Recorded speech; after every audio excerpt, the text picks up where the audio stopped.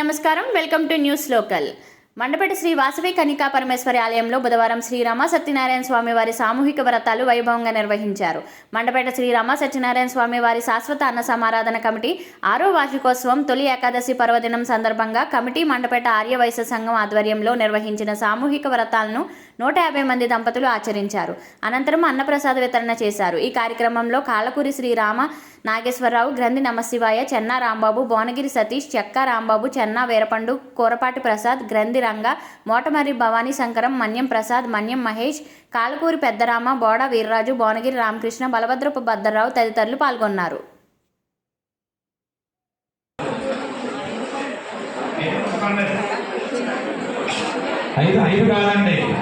ఐదు కథ వదిలేసేయండి.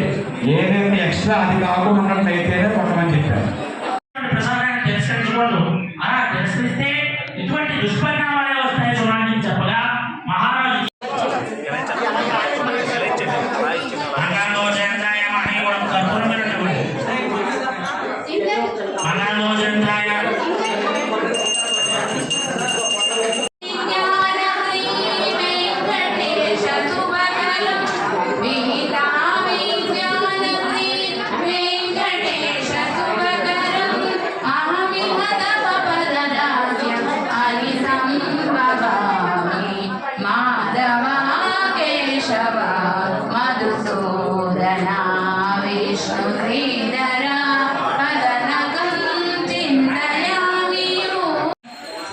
ప్రసాదం మీకు అందరికి ఇచ్చారండి.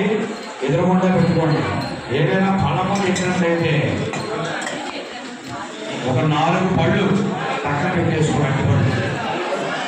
తాంబూలంగా 2, కథ ప్రారంభానికి 2 పళ్ళు పక్కన పెట్టేసుకోండి. మిగిలిన ఒక పళ్ళు రాలేదు. ఐదు